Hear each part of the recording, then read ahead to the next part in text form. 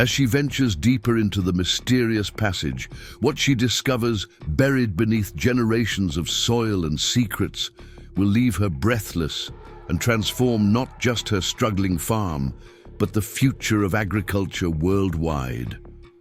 Before we jump back in, tell us where you're tuning in from, and if this story touches you, make sure you're subscribed, because tomorrow I've saved something extra special for you. Becky Wilson had never imagined she'd be running her family's farm. At 32, with her degree in agricultural economics from Ohio State, she had built a promising career at an agricultural technology firm in Columbus, living the city life she'd always thought she wanted. Her downtown apartment, weekend brunches with friends, and steady climb up the corporate ladder had been exactly what she'd worked so hard to achieve after leaving the rural life behind a decade earlier. Then came the phone call that changed everything. Her mother's voice, usually so composed, broke as she explained that Dad had suffered a severe stroke. "The doctors say he'll survive," she had said, "but he'll never farm again, Becky." Within 72 hours, Becky had taken a leave of absence from her job, packed 2 suitcases of essentials, and driven the familiar 2-hour route back to the place she'd grown up. What she had intended as a temporary stay to help her parents through the immediate crisis had gradually transformed into a permanent return. Her father's condition required constant care, the farm needed management, and the leave of absence eventually became a resignation. That was 2 years ago. Now, standing in fields that had once seemed like a prison to her teenage self, Becky had developed a complicated new relationship with the land her family had worked for generations. There was unexpected satisfaction in continuing what her ancestors had built, but also a constant gnawing anxiety about whether she was equal to the task. The Wilson farm sat on 95 acres of fertile land in the heart of Ohio's Hocking Hills region, a picturesque area known for its dramatic sandstone formations, deep gorges, and lush forests.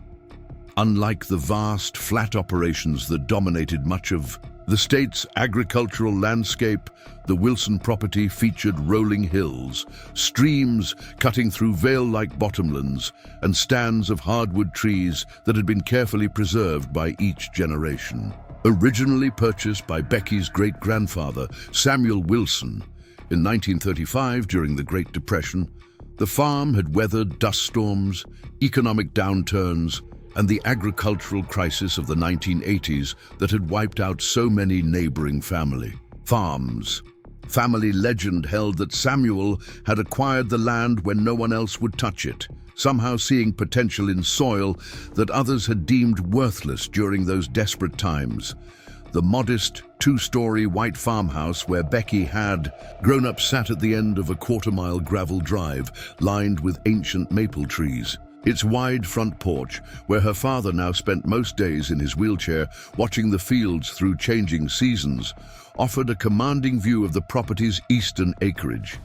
The barn, machine shed, and various outbuildings formed a practical cluster behind the house, each structure built or expanded by a different generation of Wilsons, responding to the evolving needs of the farm. But the true centerpiece of the property, the feature that distinguished Wilson Farm from others in the area, was the massive stone silo that stood over 60 feet tall at the northern edge of the property. Built in 1937, the silo was a local landmark, its weathered limestone blocks hauled by horse-drawn wagon from a nearby quarry. Most farms in the area had torn down their old silos years ago, replacing them with modern steel structures or abandoning them altogether as farming practices evolved. But the Wilson silo had remained standing, its solid presence a testament to the craftsmanship of a bygone era. "Grandpa always said that silo would outlast us all," her father often remarked from his wheelchair. His speech slurred, but his memory, still sharp, said it was built to stand for centuries. The silo's unusual construction had made it something of a local curiosity. Unlike most farm silos of its era, which were typically built from wooden staves, concrete or metal, the Wilson silo was constructed entirely of carefully cut limestone blocks, each weighing hundreds of pounds. Local historical societies occasionally requested permission to bring architecture students or preservation enthusiasts to study its unique design. Becky had always granted these requests, partly out of community spirit, but also because the silo genuinely was a remarkable structure deserving of appreciation, or at least it had been, until the warning signs began appearing last spring. Becky first noticed the problem during an unusually wet April. A series of heavy downpours had saturated the ground, and while checking fence lines after a particularly violent thunderstorm, she spotted something concerning. A hairline crack running vertically up the silo's northern face. Initially, she dismissed it as cosmetic damage, another maintenance item on her ever-growing list of farm repairs. But by midsummer, the crack had widened and the structure had developed a barely perceptible but definitely present lean. Maybe 2 degrees off plumb, Jim Garrett, a contractor from town, had concluded after inspecting it. Those old footings are probably shifting after all these years. Ground gets saturated, limestone starts to move a little. Can we fix it? Becky had asked, already dreading the answer. Jim's grimace told her everything before he even spoke. You're looking at taking it apart stone by stone down to the foundation, pouring a new reinforced concrete pad, then rebuilding. $80,000 minimum, probably closer to 100 or what? Controlled demolition, about 15,000. We'd salvage the stone, which you could sell to recoup some costs. Lot of high-end landscapers would pay good money for that old limestone. Neither option was financially viable. The Wilson farm was barely breaking even, with most of their narrow profit margin going toward her father's ongoing medical expenses. The previous year's corn crop had yielded below projections due to an early frost, and their equipment repair costs had been higher than budgeted after the combine broke down mid-harvest. The farm's operating loan was already stretched to its limit. We'll just have to hope it holds together a few more years, Becky had told her father, who watched the farm operations from his wheelchair on the porch. Once we get back on our feet financially, we'll figure out what to do with it. Her father had nodded silently, but the worry in his eyes reflected her own. The silo wasn't just a building. It was a symbol of the Wilson farm's permanence, its ability to withstand the tests of time and hardship. Seeing it compromised felt ominously symbolic. Despite her education and innovative ideas, the farm was struggling in ways that went beyond a cracking silo.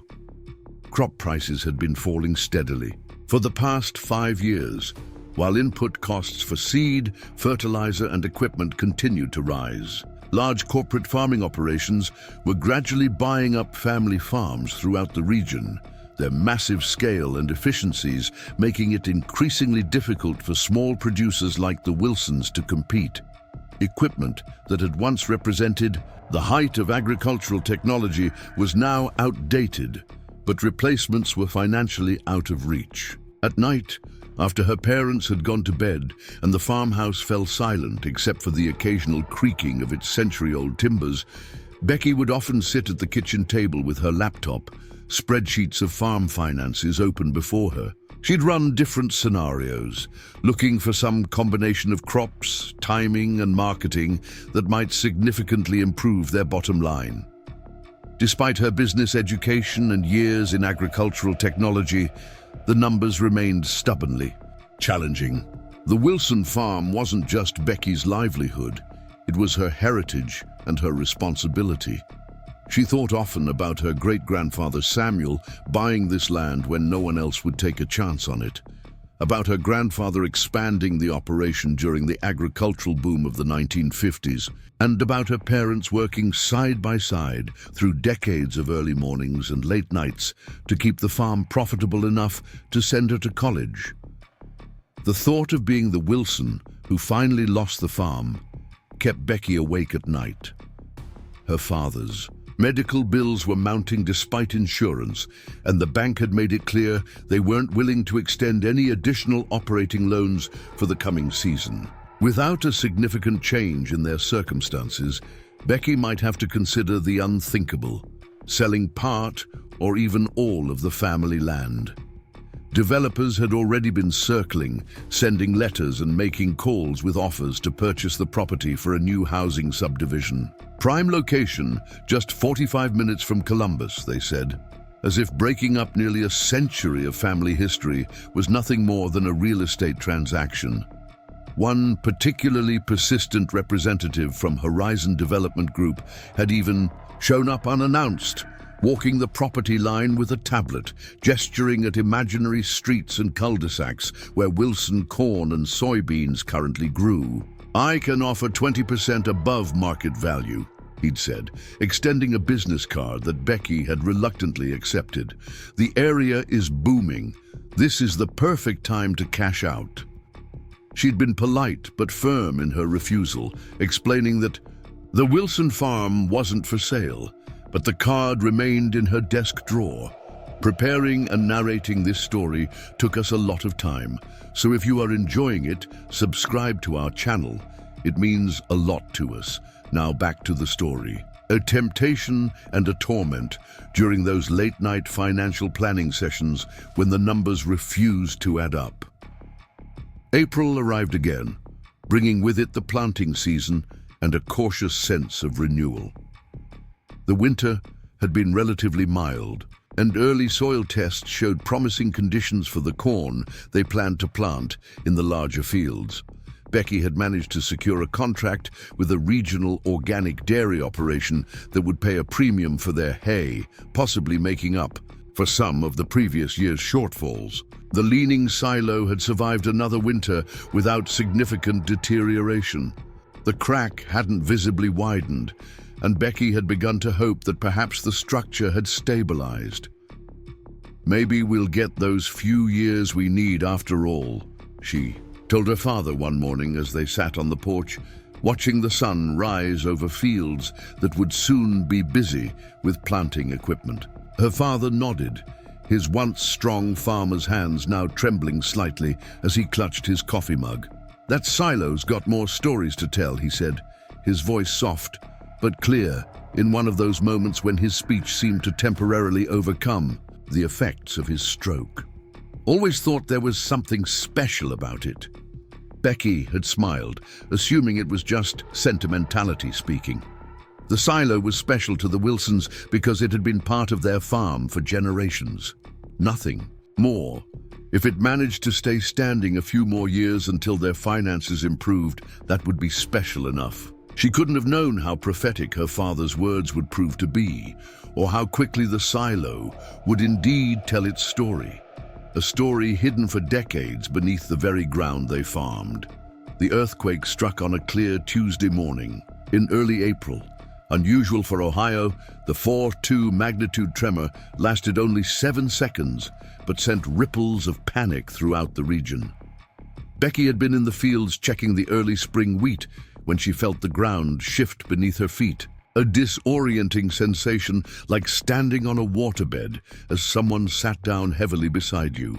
"That can't be good," she muttered, turning instinctively toward the farm buildings. Her concern wasn't for the sturdy farmhouse or relatively new machine shed, but for the already compromised stone silo that dominated the skyline. Even as the thought formed, a distant sound reached her, a deep grinding rumble followed by what could only be described as a sigh, as though the earth itself were exhaling. Becky broke into a run, her boots heavy in the soft spring soil. Cresting the hill that overlooked the main farm complex, her worst fears were confirmed. The top third of the massive stone structure had collapsed inward, sending a cloud of dust and debris into the morning air. Limestone blocks that had stood in place for over 80 years lay scattered across the barnyard like discarded children's toys. Her heart racing, Becky sprinted the remaining distance to the damaged structure. The silo had been empty for years, They'd stopped using it for grain storage during her childhood when modern facilities proved more practical, so she wasn't worried about lost inventory.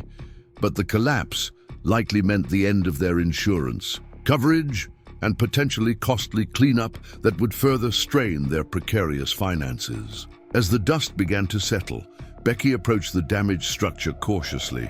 The upper portion had indeed collapsed inward rather than outward, creating a jagged opening about 40 feet up. The remaining walls seemed stable for the moment, but she maintained a respectful distance, aware that aftershocks or shifting weight could bring down more of the structure without warning. But what caught her attention, what stopped her in her tracks, and made her question whether the earthquake had somehow affected her vision, was something much more puzzling at ground level. Where there should have been a solid foundation of stone, an opening had appeared, an opening that looked suspiciously like a doorway leading into darkness beneath the silo's floor. "This doesn't make any sense," Becky whispered to herself, approaching the mysterious opening with caution. The stone silo had always had a single metal door about 4 feet up from ground level, used for accessing the grain when needed.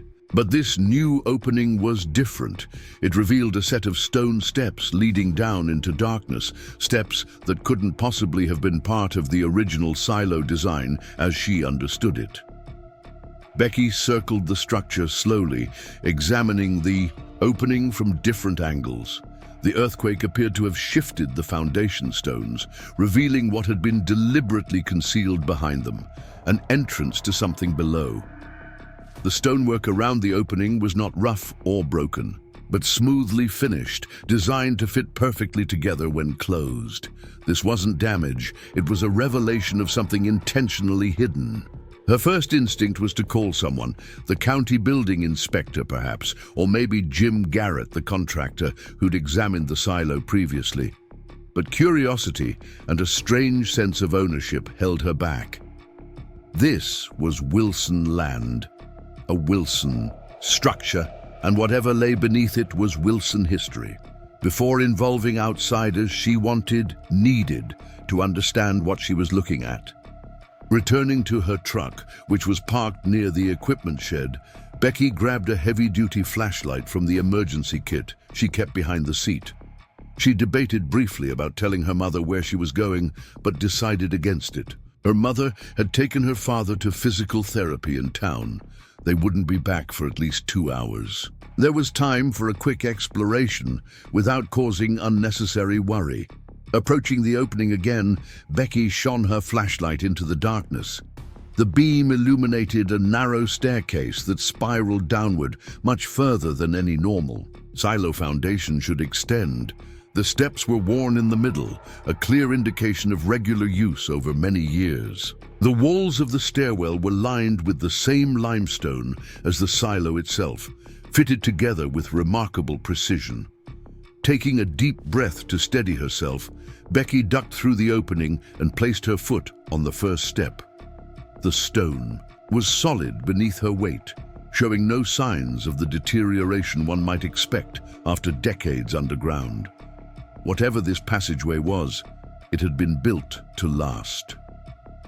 As she descended, the air grew noticeably cooler, carrying a slightly metallic scent that reminded her of old library books and the basement of her grandmother's house. The spiral staircase continued downward, each step taking her deeper beneath the farm that had been in her family for 4 generations. A farm she had thought she knew intimately through years of walking its fields and working its soil. After descending what she estimated to be about 20 steps, the narrow staircase opened into a small chamber roughly 15 feet square. Becky's flashlight beam swept across the space, revealing walls lined with shelves, and on those shelves sat dozens of glass jars, metal containers, and wooden boxes, all covered in decades of dust, but otherwise perfectly preserved in the cool, dry underground environment. "What in the world?" she breathed, her voice sounding strange in the enclosed space that had likely not heard human speech in many years. Moving closer to the nearest shelf, Becky directed her light at the glass. "Jars," They contained what appeared to be seeds of various types, each carefully labeled in a neat handwriting that had faded but remained legible. Drought-resistant wheat variant Niger 17 read one label. Frost-tolerant corn hybrid B read another. Dozens of jars, each meticulously marked with similar technical descriptions. The metal containers held documents, their pages yellowed with age, but protected from moisture and decay. Becky carefully opened one, finding detailed notes and diagrams related to plant breeding experiments, soil composition analyses, and rainfall records dating back to 1937. The handwriting matched that on the seed jars, precise, educated, scientific. The wooden boxes, when cautiously opened, revealed scientific instruments unlike anything Becky had seen before. Brass and copper devices with intricate dials and lenses, their purpose not immediately obvious, but their craftsmanship undeniable. One contained what appeared to be a sophisticated microscope, far more advanced than what she would have expected from the 1930s rural Ohio. But the chamber was only the beginning. A doorway on the far wall led to a larger room that left Becky truly speechless. It was a fully equipped underground laboratory, frozen in time from what appeared to be the 1930s or 40s. Glass beakers and test tubes sat neatly arranged on wooden tables. Microscopes and other scientific equipment stood ready for use. Detailed diagrams covered the walls, showing plant structures, soil compositions, and what looked like experimental agricultural techniques far beyond the basic farming methods that would have been common during that era. Most puzzling of all was a large map on the central table, showing not just the Wilson farm, but apparently the entire county, with numerous locations marked with symbols Becky didn't recognize.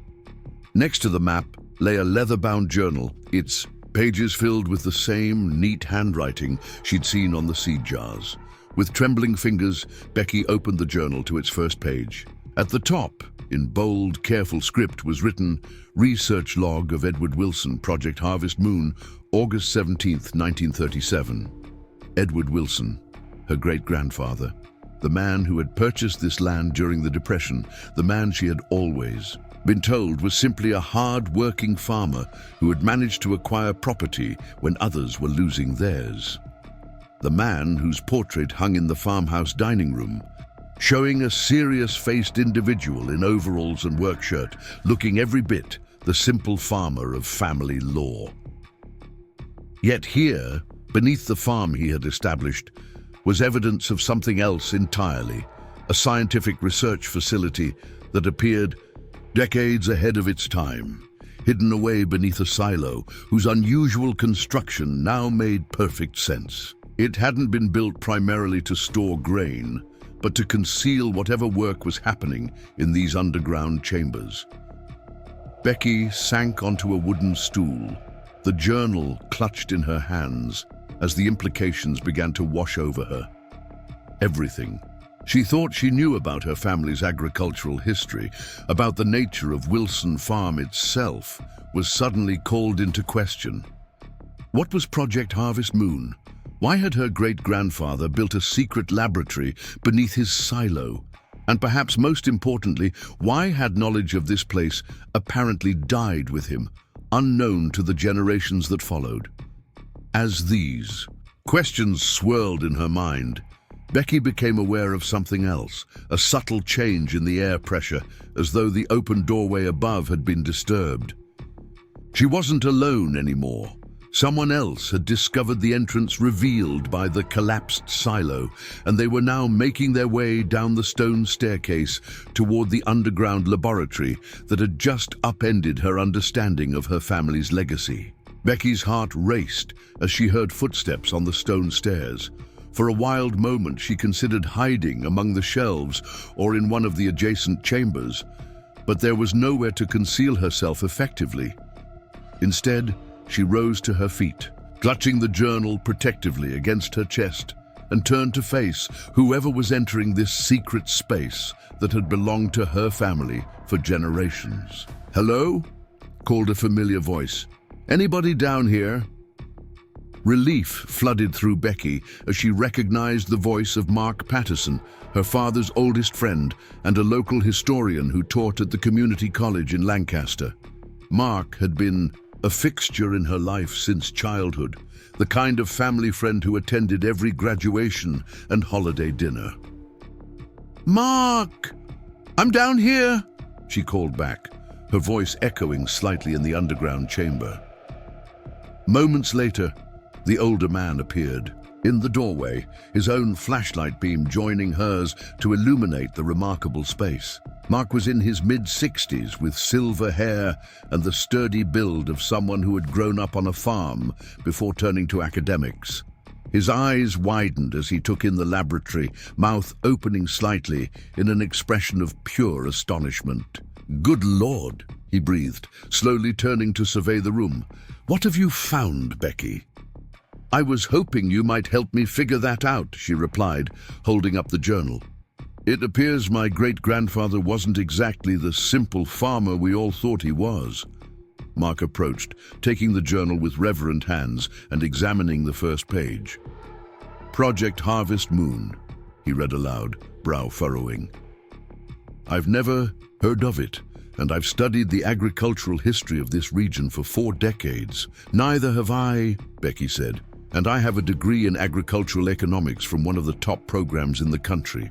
For the next hour, they explored the underground complex together, 2 rooms becoming 3, then 4, as they discovered additional chambers branching off from the main laboratory. One contained filing cabinets full of meticulously organized research papers. Another held what appeared to be experimental growing beds with an elaborate irrigation system, long dormant but remarkably preserved. A third room housed radio equipment and what Mark tentatively identified as early computing devices, technology that seemed impossibly advanced for the late 1930s. "This is extraordinary," Mark kept saying, his historian's mind struggling to contextualize what they were seeing. The technology, the research approach, some of this seems decades ahead of what should have been available during the Depression era. As they worked their way methodically through the complex, Becky found herself drawn back to the journal, sitting at what appeared to be her great-grandfather's desk to read entries that painted a picture of a man far different from the one family. Stories had described Edward Wilson, according to his own words, had not been a struggling farmer who somehow managed to acquire land during economic hardship. He had been a highly trained agricultural scientist, recruited for a classified government research program aimed at developing crops that could withstand the devastating conditions of the Dust Bowl, a catastrophic ecological disaster that was threatening America's food security during the 1930s. "Listen to this," Becky said, reading aloud from an entry dated September 1937. "Dr. Calloway visited from Washington today. He remains skeptical about the viability of the drought-resistant strain, despite the promising results from the controlled environment tests.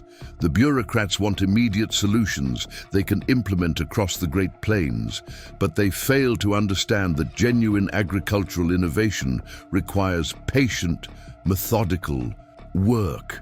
We are attempting to partner with nature, not conquer it, and nature operates on its own timeline." Mark leaned over her shoulder, squinting at the neat handwriting. Edward was clearly no ordinary farmer. The technical vocabulary, the sophisticated understanding of plant genetics, this is the writing of someone with advanced scientific training. "But why here?" Becky asked, gesturing around the underground laboratory. "Why create all this beneath a farm in Ohio?" Mark's expression became thoughtful. The Dust Bowl was devastating the Great Plains, but Ohio's agricultural conditions remained relatively stable. Perhaps they wanted a control environment, somewhere to develop and test varieties before implementing them in the affected regions. As they continued exploring, piecing together fragments of the story from journals, letters, and research notes, a clearer picture began to emerge. Project Harvest Moon had been a classified government program established in desperation as America's farmland literally blew away in the catastrophic dust storms of the 1930s. Edward Wilson had been one of several scientists assigned their own research stations, disguised as ordinary farms, where they could conduct experiments away from public scrutiny and without causing panic about the severity of the agricultural crisis. What made the discovery even more remarkable was that Edward's approach had been radically different from mainstream agricultural science of his era. While most research focused on mechanical solutions or chemical interventions, Edward had been pursuing what would today be called regenerative agriculture, working with natural systems rather than attempting to overpower them. He was decades ahead of his time. Mark marveled, reading through some of the technical papers. Look at these soil microbiome studies. Modern agricultural science didn't really begin focusing on soil biology at this level until the 1990s. But if his work was so groundbreaking, why was it hidden away? Becky asked, the central mystery still troubling her. And why didn't the knowledge get passed down through our family? The answer came as they ventured into a small room they had initially overlooked, tucked behind the main laboratory. Unlike the other chambers, this one contained personal items, photographs, letters not related to the research, and a separate journal bound in worn brown leather. This journal wasn't a scientific log, but a personal diary, and its entries revealed the human story behind Project Harvest Moon. Edward Wilson had indeed made significant breakthroughs, developing agricultural techniques that could have transformed farming practices across America. But as his work progressed, government priorities shifted. With the approach of World War II, officials became increasingly interested in industrial-scale agriculture that could maximize short-term yields to feed armies and allies overseas.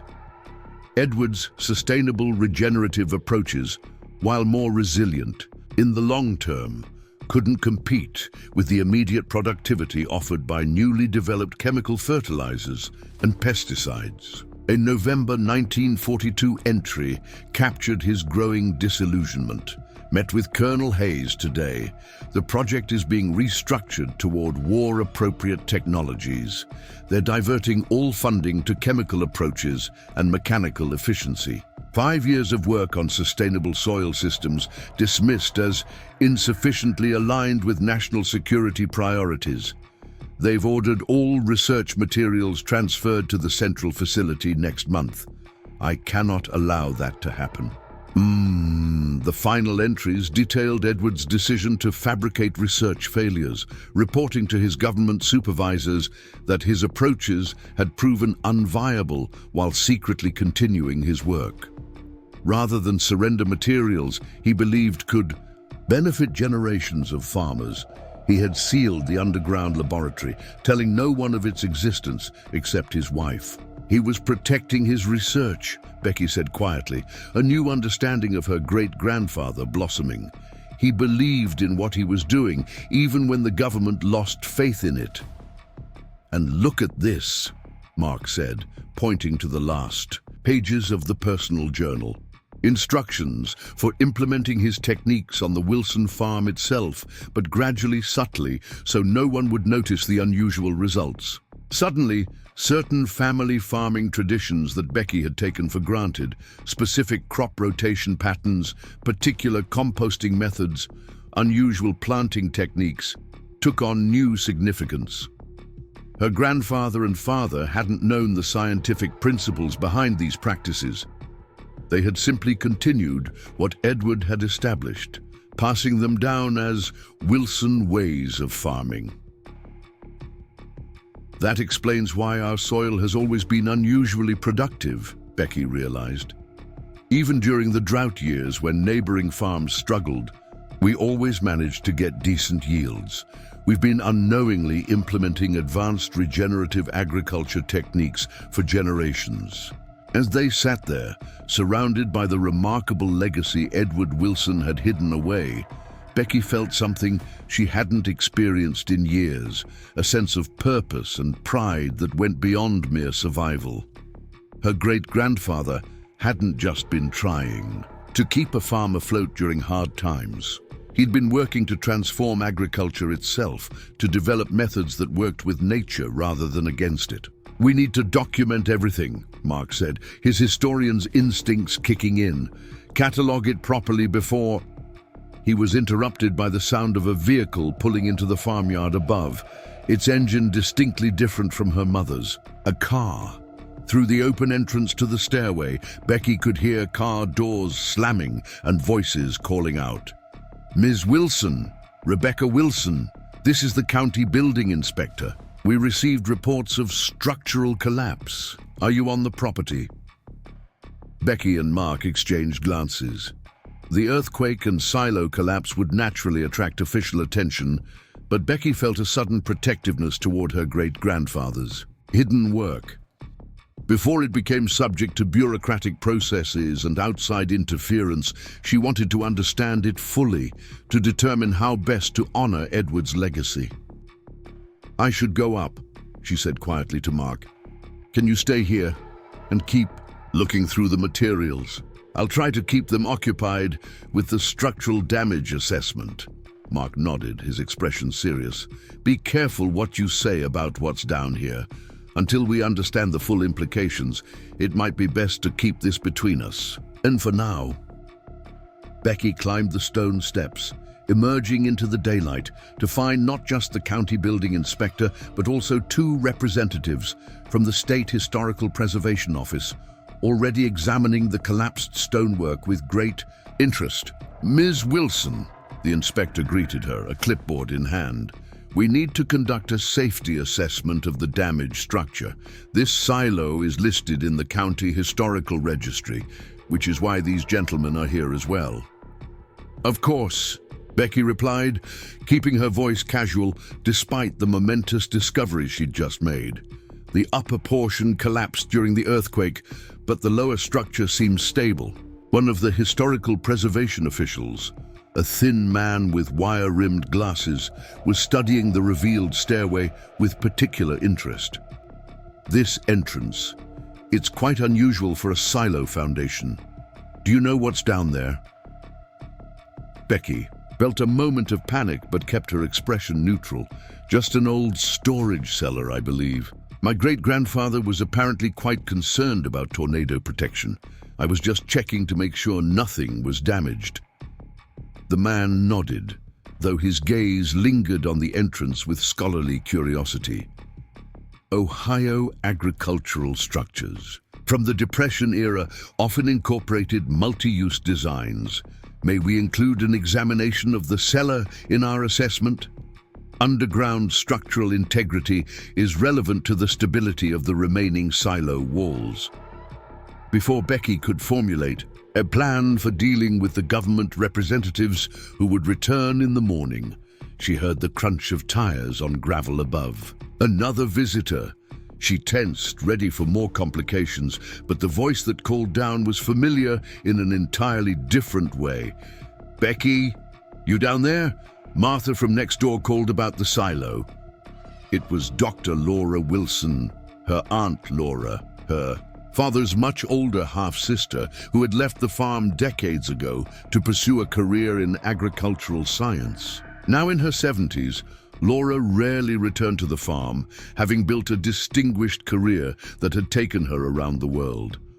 Her unexpected appearance now, of all times, seemed beyond coincidence. "Aunt Laura?" Becky called up in disbelief. "What are you doing here?"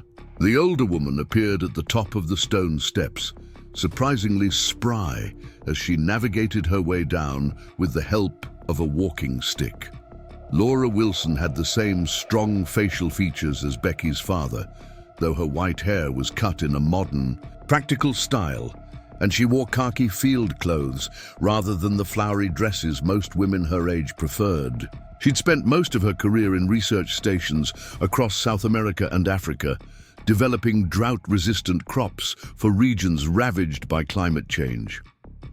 "I've been monitoring the USDA alert system for years, waiting for this day," she said, cryptically as she reached the bottom of the stairs. "When I got the notification about the Wilson Farm silo collapse, I caught the first flight from Washington." Laura reached the bottom of the stairs and looked around the underground laboratory, not with surprise, but with something that looked remarkably like recognition. "So, it's finally happened," she said, softly. "The Silo Foundation has revealed its secrets." Mark and Becky exchanged confused glances. "You knew about this place?" Becky asked incredulously. Laura nodded slowly, running her hand almost reverently over one of the laboratory tables. "Not from personal experience.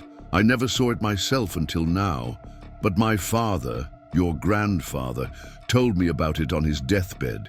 He made me promise to watch over it from afar until the day it might be rediscovered."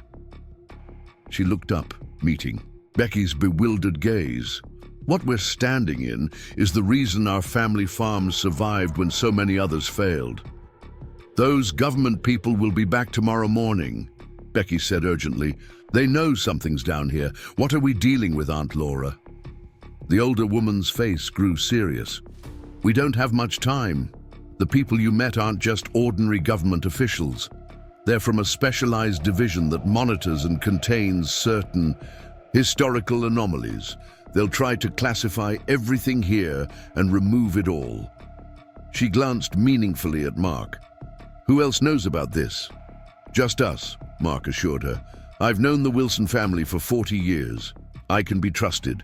Laura studied him briefly, then nodded. "Good. Before those agents return, we need to understand exactly what Edward left behind and make some important decisions." She moved deeper into the laboratory, examining the equipment with the experienced eye of a professional scientist. "This is remarkable preservation. The airtight sealing system he designed must have worked perfectly all these years." "How much do you know about all this?" Becky asked, following her aunt through the underground complex. "Fragments, mostly," Laura replied. "My father knew that Edward had been part of a secret government program during the Depression. He knew there was a hidden laboratory where Edward continued his research after the official project was terminated. But he didn't know exactly what that research entailed or where the laboratory was located. Edward was cautious, even with family." "But you recognized the government agents right away," Mark observed. Laura's expression hardened slightly. "I've had my own encounters with the Historical Research Division during my career. They show up whenever agricultural innovations from that era resurface." She picked up one of the seed jars, examining its label carefully. "These aren't just any seeds. These are the results of Project Harvest Moon, possibly the most advanced agricultural research program of the 20th century." Over the next hour, as they systematically explored and documented the underground complex, Laura filled in the historical context that had been missing from Edward's journals. Project Harvest Moon had been established in 1935 as the ecological disaster of the Dust Bowl threatened America's heartland. Desperate to prevent widespread famine, the government had assembled a team of the country's most brilliant agricultural scientists to develop crops that could withstand drought conditions. Edward Wilson wasn't just part of the team, Laura explained, carefully turning the pages of her grandfather's technical journals. According to family stories, he was one of its leaders, a pioneer in understanding soil microbiology at a time when most agricultural science focused on mechanical solutions or chemical interventions. "That explains the sophisticated equipment," Mark said, examining a device he had initially mistaken for a microscope, but now recognized as something far more advanced. "This appears to be a spectroscopic analyzer for soil composition, technology that shouldn't have existed in this form until the 1960s. Project Harvest Moon had virtually unlimited funding during those desperate years, Laura continued. They pulled in technological innovations from multiple scientific disciplines, adapting them to agricultural applications. Edward was particularly interested in the relationship between soil microorganisms and plant resilience, an approach that was decades ahead of mainstream agricultural science. As they pieced together the story from journals, technical papers, and Laura's family knowledge, a remarkable picture emerged. Edward Wilson and his colleagues had made significant breakthroughs, developing agricultural techniques that could have transformed farming practices across America. But as their work progressed, government priorities shifted.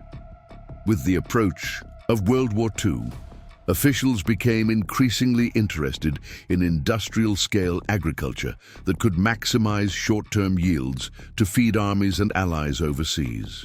The shift toward chemical fertilizers and pesticides was already beginning, Laura explained. Edward's methods were more sustainable in the long term, but they couldn't compete with the immediate productivity offered by the new industrial approach. When he refused to abandon his research directions, the government shut down his part of the project. Rather than surrender his research, Edward had done something extraordinary. He had sealed the underground laboratory, hiding its entrance behind the seemingly solid foundation of the silo. Officially, he reported that his approaches had failed, and Project Harvest Moon eventually moved on to other directions. But secretly, he had continued his work, gradually implementing his discoveries on his own farm in ways that wouldn't attract attention. The unusual resilience of our soil, Becky said slowly, understanding dawning. The consistently higher yields, the crops that somehow survived when drought hit neighboring farms, all of it was because of Edward's hidden research. Laura nodded.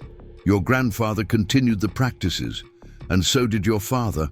Without fully understanding the science behind them, they simply followed what Edward had established, passing them down as Wilson ways of farming.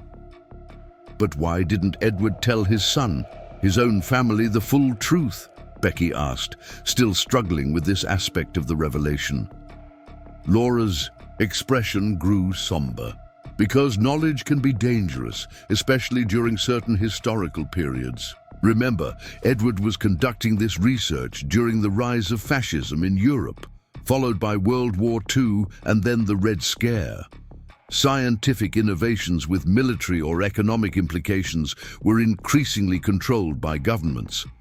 By keeping his family ignorant of the details, he was protecting them. And now? Mark asked. Why is the government suddenly interested in 80-year-old agricultural research? Laura gestured toward a specific section of Edward's journals. Because much of what he developed here is still more advanced than current agricultural science. Look at these soil regeneration techniques. They address problems we're still struggling with today.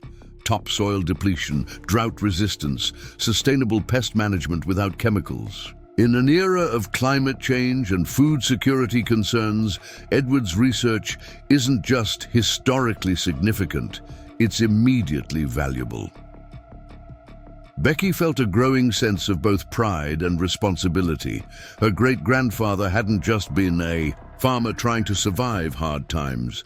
He'd been working to transform agriculture itself, to develop methods that worked with nature rather than against it.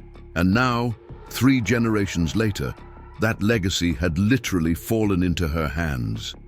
So, what do we do? She asked, looking between Mark and her aunt.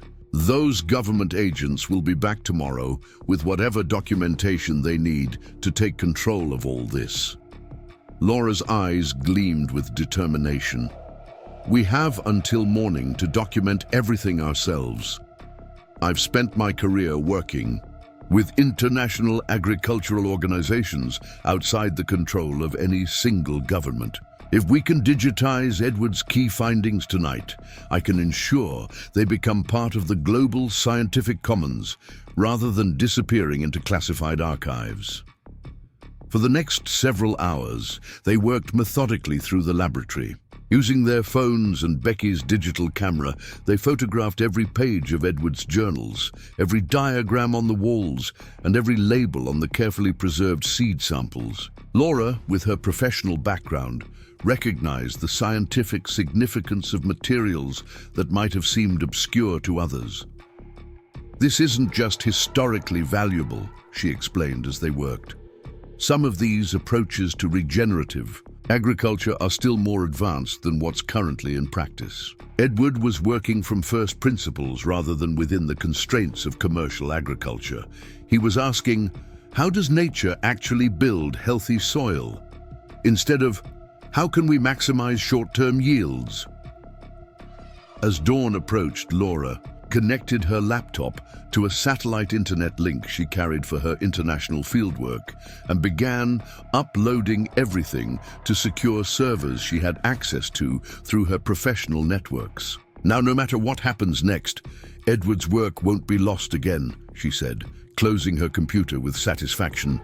"It will be available to farmers and researchers worldwide, beyond any single government's control." As they prepared to face the government officials who would surely arrive soon, Becky had one more question. "Why didn't Dad ever tell me about any of this? He let me go off to college, thinking we were just ordinary farmers struggling to get by." Laura's expression softened. "Your father wanted to protect you. Each generation of Wilsons has had to decide how much of this burden to pass on. He probably planned to tell you when the time was right, but then his stroke came so suddenly." She placed a hand on Becky's shoulder. "But maybe this is better. You've discovered it for yourself at exactly the moment when the world might finally be ready for what Edward created." True to their word, Director Reynolds and her team arrived precisely at 8 a.m., this time with a formal document authorizing them to secure historically significant agricultural research materials on the Wilson property. But Becky, Laura, and Mark were waiting for them, standing confidently beside the opening to the underground laboratory. "Director Reynolds," Laura said, stepping forward with the authority of her decades in agricultural science. "I'm Dr. Laura Wilson, Senior Research Director at the Global Crop Diversity Trust and Scientific Advisor to 3 international agricultural organizations. I believe we need to discuss the matter of my grandfather's research." The surprise on Reynolds' face was evident. She clearly hadn't expected to encounter someone with Laura's credentials. "Dr. Wilson," she acknowledged carefully, "I wasn't aware you were involved with this site." "This is my family's farm," Laura replied evenly. "My grandfather's research legacy is very much my concern. I understand you're interested in the contents of his laboratory." Reynolds glanced at her colleagues, then back to Laura. "The materials contained in this facility fall under the Historical Agricultural Security Act of 1953. They're classified as potentially significant to national security and require proper containment and evaluation." Laura smiled thinly. "I'm very familiar with HASA. I'm also aware that its provisions apply specifically to technologies with direct military applications, not to sustainable agricultural methods.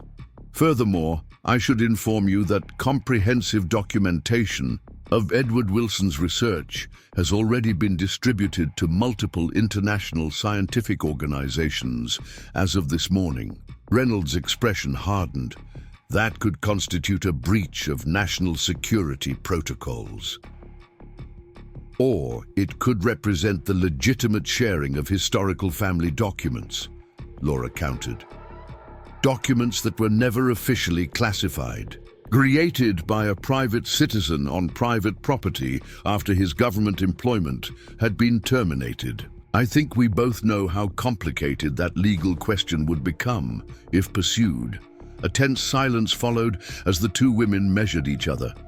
Finally, Reynolds spoke again, her tone more conciliatory. Perhaps we can reach a compromise that serves everyone's interests. The physical materials should be properly preserved by qualified experts. In return, we could discuss appropriate academic access to the research findings. What followed was a negotiation rather than a confrontation.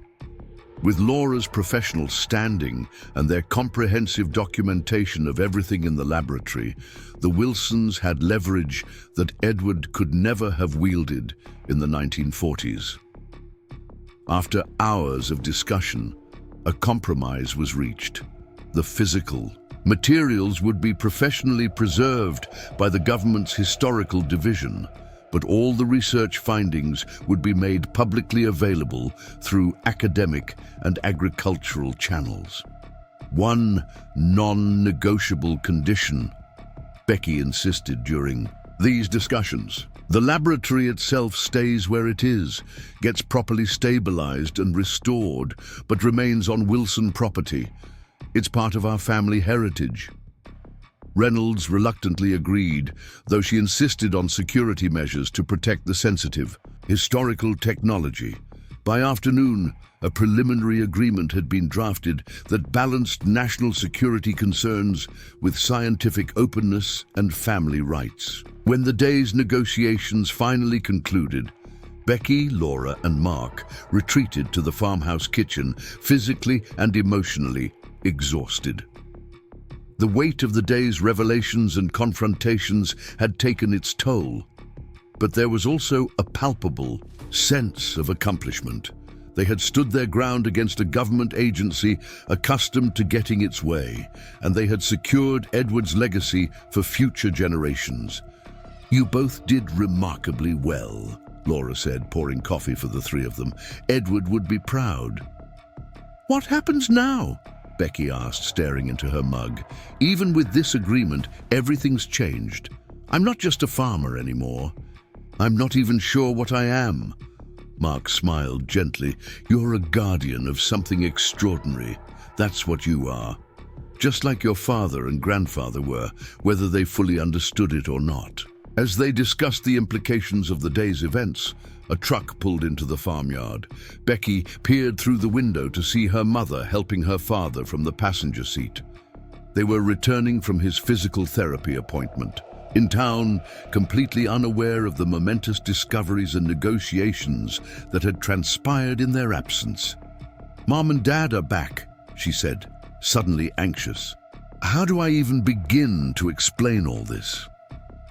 Laura placed a comforting hand on her niece's shoulder. "Simply and honestly, your father probably knows more than you realize."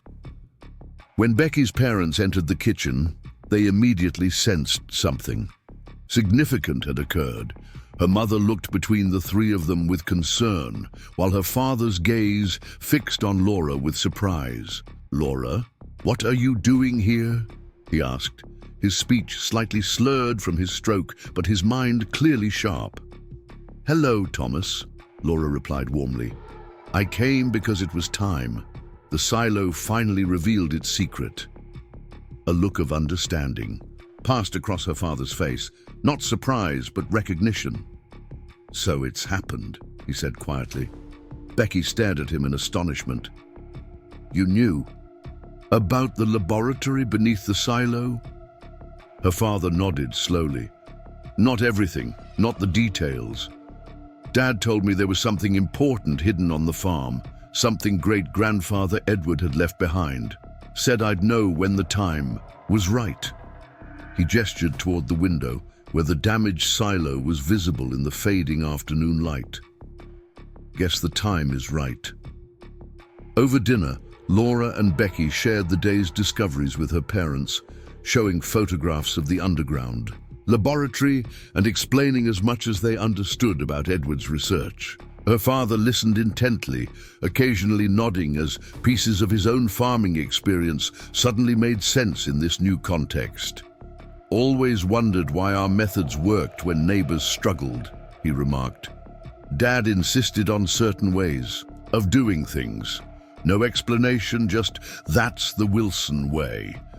Those were Edward's techniques, passed down without the scientific context, Laura explained.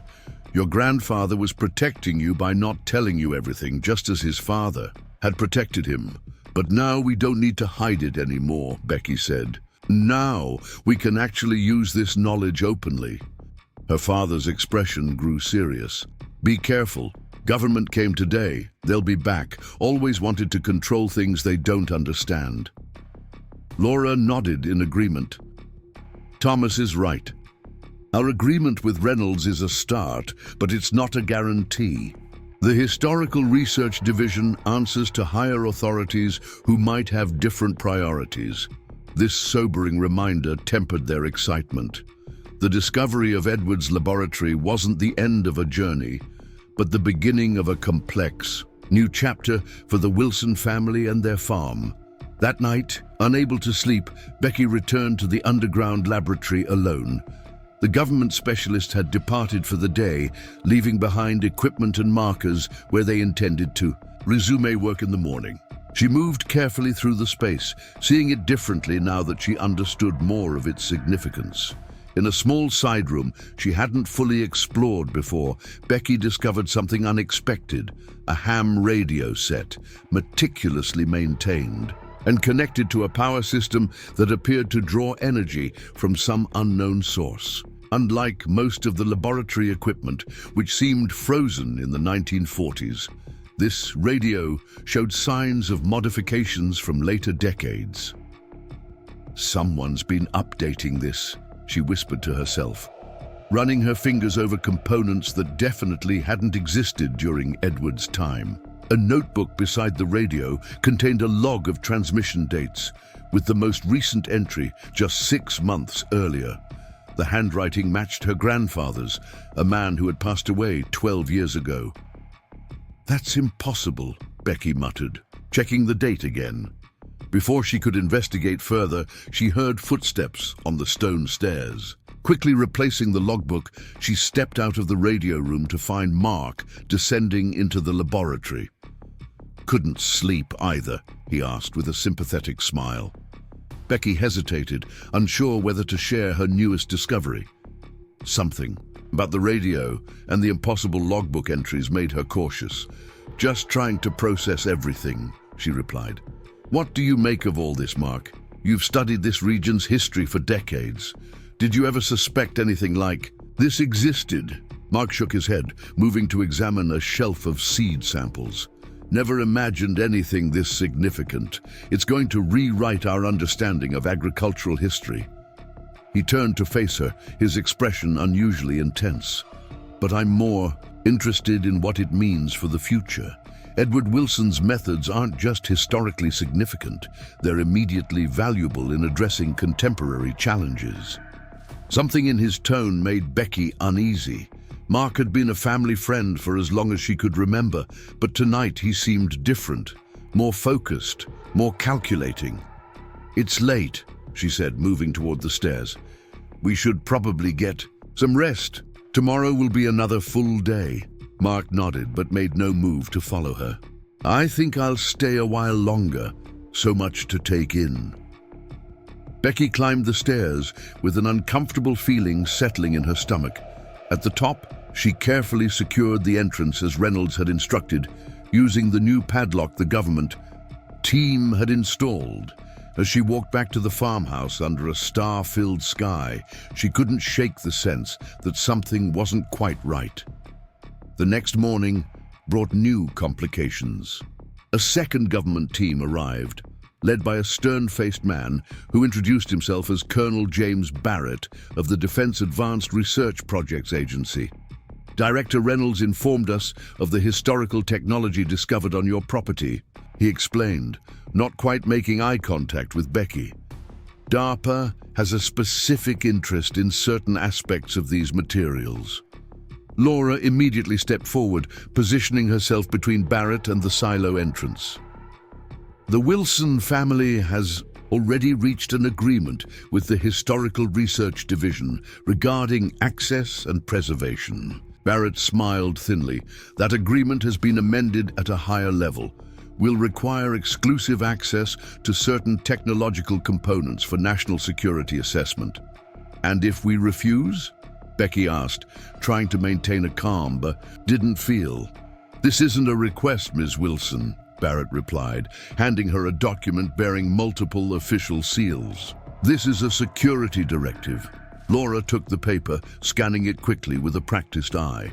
This specifically references advanced communications technology of non-standard origin. What exactly are you looking for, Colonel? Barrett's expression remained neutral. That's classified, but I assure you it has nothing to do with Dr. Wilson's agricultural research. That remains available under your previous arrangement. Becky and Laura exchanged glances, both thinking of the mysterious radio equipment discovered the night before. How had DARPA learned about it so quickly? The government team yesterday hadn't entered that particular room. With little choice, they watched as Barrett's specialists entered the underground laboratory, heading directly for the small room containing the radio.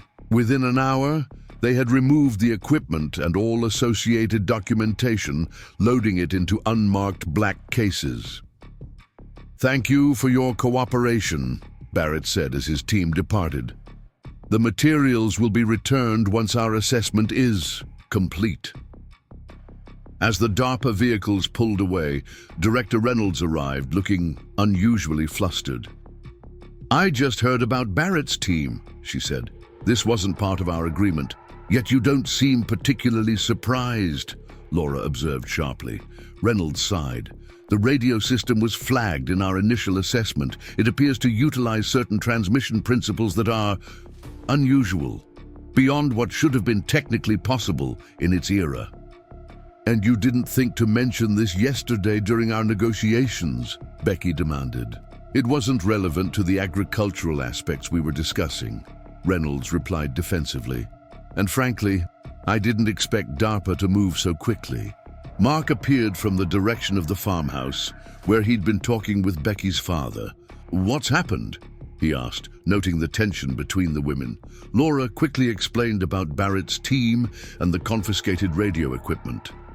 Mark's reaction was surprisingly muted, almost as if he'd expected this development. "The radio doesn't matter," he said dismissively. "It's the agricultural research that's truly valuable. That's what will make a difference in the world." Becky studied him closely, her unease from the previous night returning. "You seem very certain about that." Before Mark could respond, another vehicle appeared on the farm's access road, an old pickup truck Becky didn't recognize. It parked beside the barn, and an elderly man emerged, moving with deliberate care despite his obvious frailty.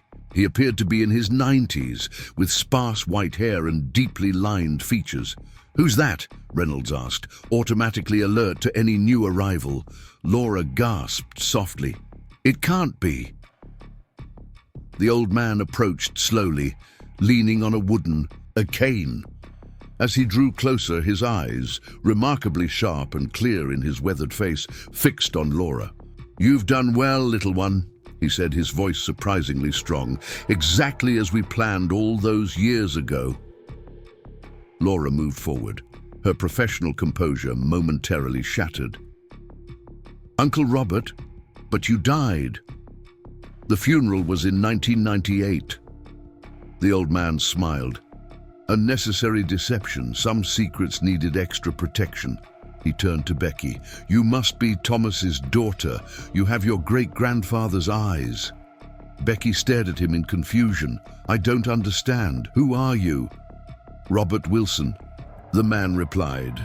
"Edward Wilson's youngest son, your grandfather's brother, and the last living member of the original Project Harvest Moon team." The revelation sent shockwaves through everyone present. Director Reynolds reached for her phone, clearly intending to report this unexpected development to her superiors, but Robert raised a hand to stop her.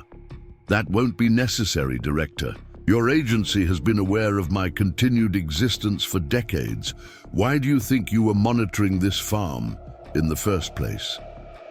Reynolds looked stunned.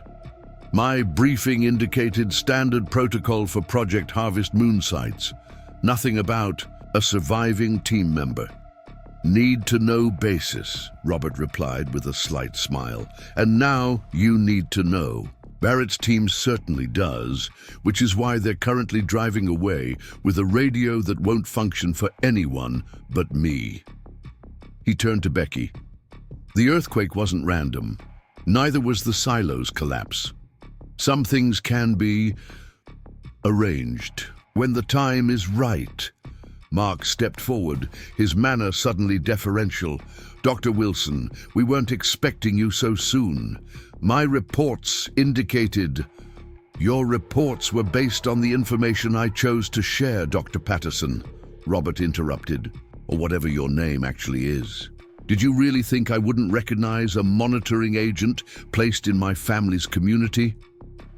Becky turned to Mark in shock. You're not really a historian? You've been watching us? Mark had the grace to look ashamed. My research credentials are genuine. But yes, I was placed here 15 years ago to maintain proximity to the Wilson farm and report any unusual developments. You were our friend, Becky said, hurt and anger mingling in her voice. You've had dinner at our table hundreds of times. You helped care for my father after his stroke. That part wasn't an assignment, Mark replied quietly. That was real. Robert tapped his cane impatiently on the ground. Personal recriminations can wait. We have more urgent matters to discuss. He looked toward the farmhouse. Is my nephew able to join us? Thomas should hear this too. Within the hour, they were all gathered in the farmhouse living room. Robert, Laura, Becky, her parents, Reynolds, and a chastened Mark. The elderly man sat in what had always been her father's favorite chair, looking surprisingly at home. Project Harvest Moon was never just about agriculture, Robert began, his voice steady despite his age. That was its primary focus, certainly, and Edward's passion. But the government was funding similar secret research across multiple disciplines. During that period, energy, communications, medicine, all aimed at creating technological advantages for America. He paused, meeting each person's gaze in turn. What made Harvest Moon different was what we discovered in 1942, something none of us expected, something that changed everything. Laura leaned forward. The radio. It wasn't just an ordinary communications device, was it? Robert shook his head. Not even close. Edward designed it to monitor soil moisture levels across the farm, transmitting data to the underground laboratory. But during a severe electrical storm, it began receiving signals it shouldn't have been able to catch. Signals that weren't coming from any known transmitter. Reynolds inhaled sharply. You're suggesting? I'm not suggesting anything, Robert cut her off. I'm telling you what happened. The radio began receiving communications from what appeared to be another research team, one using terminology and references we recognized, discussing agricultural challenges we were familiar with. Except their transmission metadata indicated they were broadcasting from 2010. Silence fell over the room as the implications sank in. Finally, Becky spoke. You're saying great-grandfather Edward accidentally created some kind of time radio? Not exactly, Robert replied. We never fully understood the mechanism. It wasn't consistent or controllable in any conventional sense. The working theory was that the unusual electrical properties of our local geology, combined with Edward's unorthodox circuit design, created a condition where quantum entanglement operated across temporal as well as spatial dimensions. That's why DARPA took the radio, Reynolds said quietly. They think they can reverse engineer it. They've been trying for 70 years, Robert said with a slight smile. Every time we've died, the equipment has been seized, studied, and eventually returned when they failed to make it work. He looked at Becky. The radio only functions for Wilson family members. Something in our neurological patterns appears to be the final component in the system. Becky's father, who had been silent until now, suddenly spoke. "The voices in the silo," he said, his speech labored but clear. "When I was a boy, Grandfather said I was imagining things." Robert nodded. "You weren't imagining anything, Thomas. You were hearing transmissions. That's when I knew you had the ability too. This is why you've been monitoring our family all these years," Laura said to Reynolds. "Not because of Edward's agricultural research, but because of this communication anomaly." "Both, actually," Reynolds admitted. "The agricultural techniques are genuinely valuable, especially now with climate change, threatening food security. But yes, the communication aspect has been of special interest to certain government divisions." Robert turned to Becky. "Which brings us to why I'm here. The earthquake didn't just reveal the laboratory by chance. I arranged it because it's time for the next phase." "What next phase?" Becky asked, increasingly overwhelmed by these revelations. "The radio doesn't just receive information from the future," Robert explained. "It allows us to subtly influence events, not dramatically, but enough to guide certain developments. Edward used it to ensure his agricultural techniques would be rediscovered when they were most needed." He leaned forward, his age momentarily falling away as intensity filled his voice. "But there's another transmission cycle beginning, one that suggests a major agricultural crisis is coming 3 years from now, something beyond normal drought or disease patterns. We need to prepare, and we need to do it using the full spectrum of Edward's research, not just the portions the government deems safe to share." Laura's expression grew alarmed. "What kind of crisis?" "A biological one," Robert replied grimly. "A pathogen targeting major grain crops. The transmissions aren't completely clear, but they suggest widespread crop failures across multiple continents." Reynolds was already on her phone, stepping into the kitchen for privacy. Mark looked deeply troubled, his deception as a monitoring agent now seemingly irrelevant in the face of this larger concern. "Why tell us this now?" Becky asked. "Why not work through official channels if it's that serious?" Robert's gaze was steady. "Because official channels have repeatedly chosen short-term interests over long-term sustainability. They'll classify the information, develop countermeasures only for American agriculture, and use the crisis as leverage in international relations." He gestured toward the kitchen, where Reynolds was speaking urgently into her phone. "That process is already beginning." "What can we possibly do?" Becky asked, feeling overwhelmed by the scale of what he was describing. "Edward didn't just develop techniques for healthy soil," Robert explained.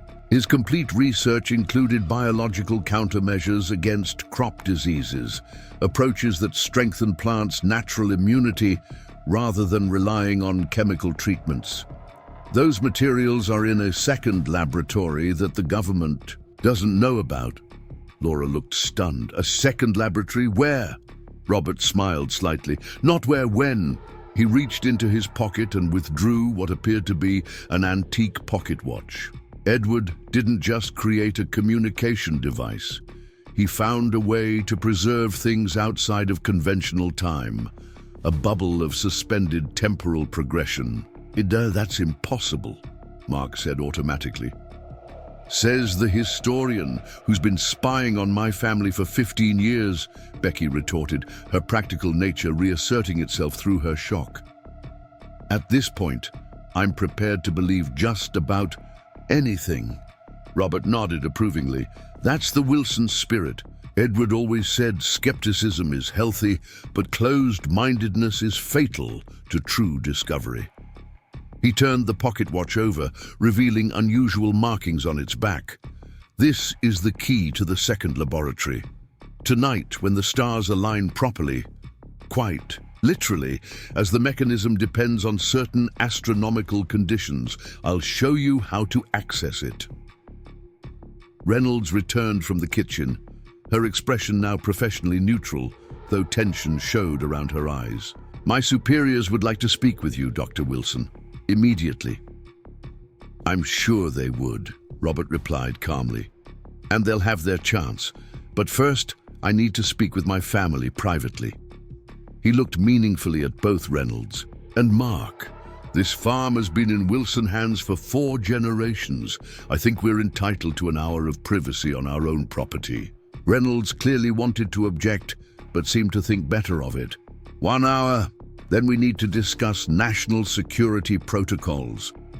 After Reynolds and Mark reluctantly departed, promising to return later, Robert turned to what remained of his family: his nephew Thomas, Thomas's wife Eleanor, their daughter Becky, and his niece Laura.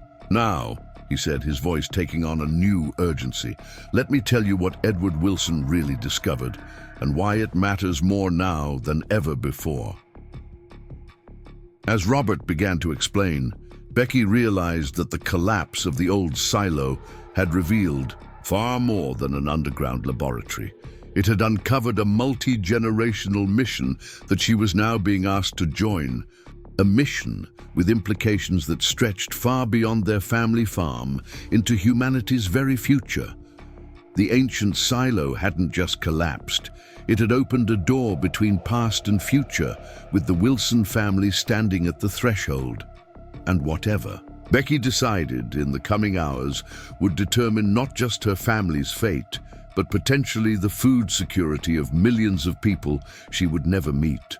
For a woman who had reluctantly returned to her family farm just 2 years ago, the weight of this responsibility seemed impossible to bear. Yet as she looked at her father, the man who had carried his piece of this legacy without fully understanding it, she felt something stirring within her. The same determination that had led Edward Wilson to hide his discoveries until the world was ready for them. "Tell us everything," she said to her elderly great-uncle. "We don't have much time." The farmhouse kitchen had never felt so small. As Robert Wilson finished explaining the full scope of his brother Edward's discoveries, an uneasy silence fell over the family. Outside, the afternoon sun cast long shadows across fields that suddenly seemed like much more than just farmland. "Time bubbles," Becky repeated, testing the outlandish concept on her tongue. "You're telling us great-grandfather Edward found a way to create spaces that exist outside normal time?" "Not exactly outside time," Robert corrected gently. "Think of it as a decelerated temporal field. Inside the bubble, time passes thousands of times slower than in the external world. Edward discovered it accidentally while experimenting with soil preservation techniques. And you've been maintaining this second laboratory all these years?" Laura asked, still struggling to reconcile the elderly man before them with the great-uncle she had believed dead for nearly 25 years. Robert nodded, rolling the pocket watch between his gnarled fingers. Someone had to ensure the continuity. Edward established the protocol before he died. One family member in each generation would be entrusted with the complete truth. Your grandfather was that person in his generation. I've been the guardian in mine. Why weren't we told? Laura's voice held a hint of accusation. I've spent my entire career working in agricultural science, trying to rediscover principles that were apparently already documented in this second laboratory. Protection through ignorance, Robert replied without apology. The same reason Edward kept most of his family in the dark. What you don't know, you can't inadvertently reveal. What you haven't seen, you can't be forced to disclose. He glanced meaningfully toward the window, where Reynolds' government vehicle remained parked at a discreet distance down the drive. Becky's father shifted in his wheelchair, his stroke-affected face showing unusual animation. "The nightmares," he said, his speech labored but comprehensible. "The ones I had as a boy, about crop failures, starving people." Robert's expression softened. "Those weren't nightmares, Thomas. You were particularly sensitive to the transmissions. What you saw were potential futures, warnings we were receiving through the communication system. It's why your father decided not to burden you with the full knowledge. He feared it would intensify the visions. Eleanor, who had remained quiet throughout most of the revelations, placed a protective hand on her husband's shoulder. These futures Thomas saw, they didn't all come to pass. No, Robert confirmed. That's the point of the system Edward created. We receive warnings, then we act to prevent those outcomes, sometimes through conventional means, developing resistant crop varieties, improving soil management techniques, sometimes through more unconventional methods. Like collapsing an old silo at precisely the right moment, Becky observed. Robert smiled slightly. The timing had to be exact. The earthquake was natural, but its effects could be shaped. He checked his watch, an ordinary modern one on his wrist, not the antique in his pocket. Reynolds and her people will be returning soon. Before they do, we need to decide how to proceed. Do we have a choice? Becky asked. If what you're saying is true, if there's really going to be a global crop disease in 3 years, don't we have to act? There's always a choice, Robert said firmly. Edward believed that forced action was no action at all. Each generation must decide for themselves. He looked directly at Becky. But the choice must be made by a Wilson, someone with the neurological pattern that can access both the communication system and the time bubble. In this generation, that appears to be you. Becky felt the weight of everyone's gaze. Why me? Why not Laura? She's the trained scientist. It doesn't work that way, Robert explained. The ability doesn't follow conventional genetic patterns. It seems to skip around the family tree. Your father had it as a child, but lost most of the sensitivity after a teenage fever. Laura shows no signs of it at all. But you... His eyes narrowed thoughtfully. You've always had it, whether you recognized it or not. Those hunches about which fields to plant when, your unusual accuracy in predicting weather patterns, the way you sometimes answer questions before they're fully asked. Becky had always attributed these traits to growing up on a farm, to developing an intuitive understanding of natural patterns. The suggestion that they might be something more, something almost supernatural, was deeply unsettling.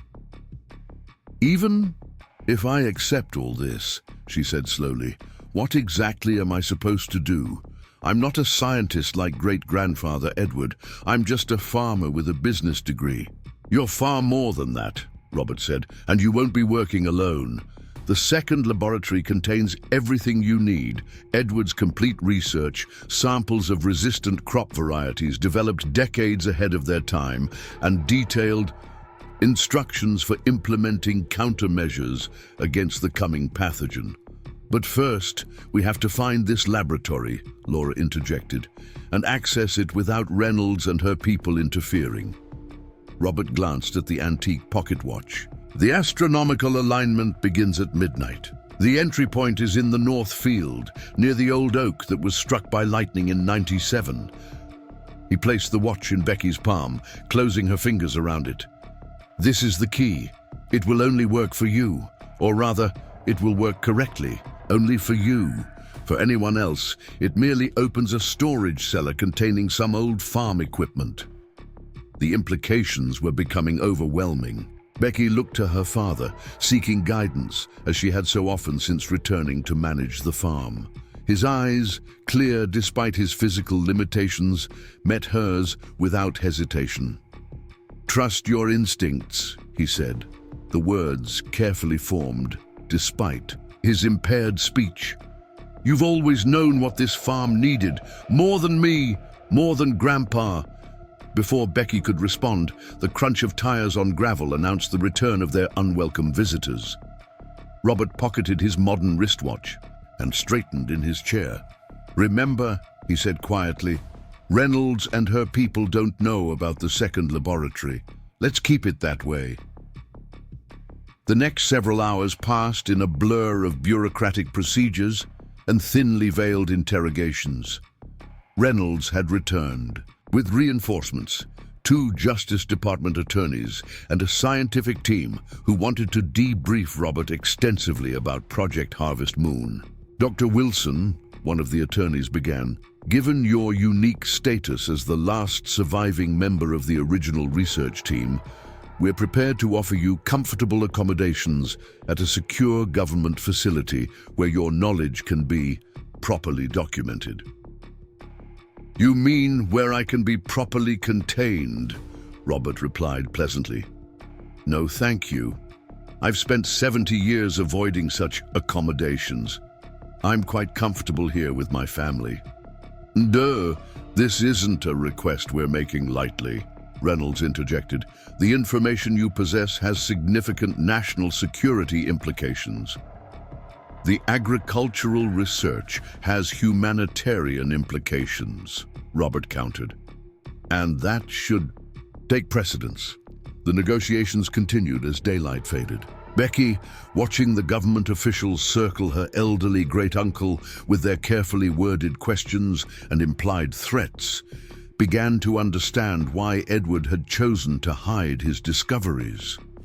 These people didn't see knowledge as something to be shared for the common good, but as a resource to be controlled and exploited. Mark Patterson, or whatever his real name was, remained notably quiet throughout these discussions, occasionally catching Becky's eye with what appeared to be genuine regret. During a momentary lull when Reynolds stepped outside to take a phone call, he approached Becky in the kitchen where she was preparing coffee. "I never meant to betray your trust," he said quietly. "My assignment was passive monitoring only. Report any unusual developments? Nothing more." You sat at our dinner table," Becky replied, keeping her voice low. "You helped my father with his exercises when the insurance wouldn't cover more physical therapy. Was that all part of your assignment too?" Mark shook his head. "That was real. Your family became," he hesitated, "important to me, more than they should have, professionally speaking. And yet you never told us who you really were. Would you have believed me? Would you have understood?" He glanced toward the living room where Robert was calmly deflecting another round of questions. "Even now, with everything that's been revealed, can you honestly say you fully comprehend what your family has been involved in?" Becky had no answer for that. The pocket watch felt heavy in her jeans pocket, a constant reminder of decisions yet to be made. As the clock approached 11, Laura created a diversion by insisting that her elderly uncle needed rest. "He's 94 years old," she reminded Reynolds firmly. "Whatever information you need can wait until morning." Reynolds was reluctant but ultimately conceded. "We'll resume at 8 a.m., she said, gathering her team. "Dr. Wilson, I must insist that you remain on the property overnight." "Where else would I go?" Robert replied with a smile that didn't reach his eyes. "This is my home." Once the government contingent had departed, though Becky noticed they left 2 agents parked at the end of the driveway, the family gathered once more in the kitchen. "They'll be watching the house," Robert said matter-of-factly, "probably monitoring our phones as well." "So, how do we get to the north field without them following?" Becky asked. Robert's eyes twinkled with mischief remarkable for a man his age. "The same way I've been coming and going from this farm for decades without anyone knowing, through the storm drainage system your grandfather installed in the 1950s. 30 minutes later, Becky found herself crawling through a concrete culvert that ran beneath the farmyard, emerging into a drainage ditch cunningly concealed by overgrown bushes. Robert moved with surprising agility for his age, seemingly familiar with every twist and root in the pitch-black passage. "Your grandfather built an entire network of these drainage channels," he explained, as they emerged into the moonlit night. "Well beyond the sight of the government observers, officially for flood management, unofficially to allow family members to move around the property without being observed during the height of the Cold War. Laura, following close behind, shook her head in amazement. All these years, I had no idea our family was involved in anything like this. That was the point, Robert replied. Ordinary family farm on the surface, extraordinary research beneath. They made their way across the darkened fields, using only the moonlight for guidance. Becky knew every inch of this land, had walked it since childhood, yet tonight it felt different, charged with purpose and possibility she had never sensed before. The ancient oak tree came into view, its massive trunk split down the middle from the lightning strike that had nearly destroyed it decades ago. The tree had survived, growing around its wound in the resilient way of living things, forming a natural arch where the trunk had split. Robert checked his wristwatch. 11:57, perfect timing. He turned to Becky. The pocket watch, please. Becky withdrew the antique timepiece from her pocket, feeling its unusual weight. Up close, by moonlight, she could see that what she had taken for decorative engravings on its back were actually complex mathematical equations etched in impossibly tiny script. Now, Robert instructed, stand directly between the split in the trunk facing north. Hold the watch in your right hand and press the winding stem 3 times in quick succession.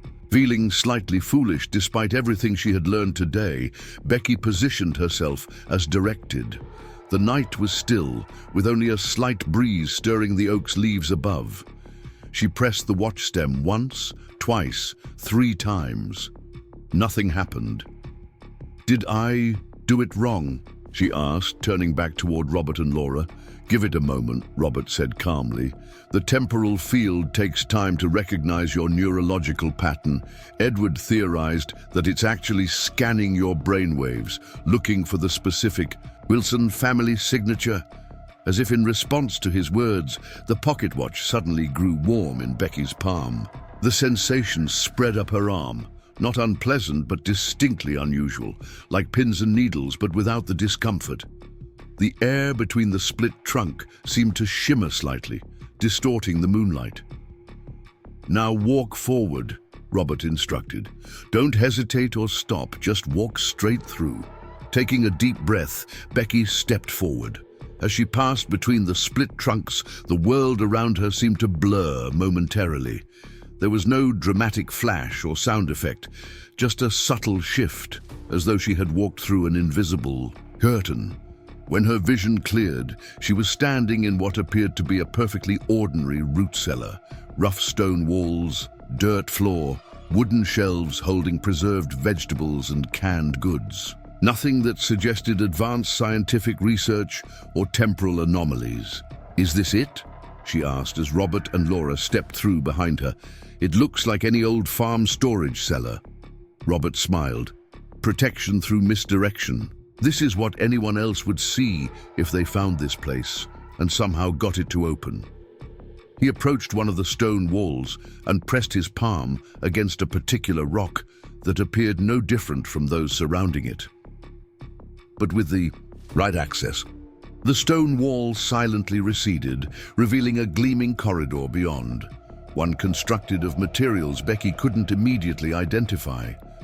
The surfaces had a pearlescent quality, subtly changing color as the angle of view shifted. Welcome to Edward Wilson's true legacy, Robert said, gesturing for them to follow.